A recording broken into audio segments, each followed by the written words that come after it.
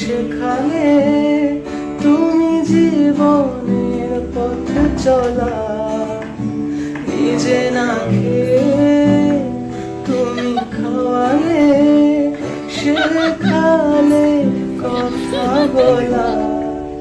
বাবা তুমি আমার যত খুশির কারণ,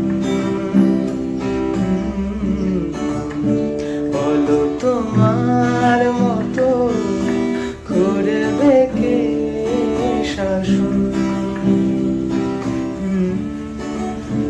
বাবা তুমি আমার বেঁচে থাকার কারণ।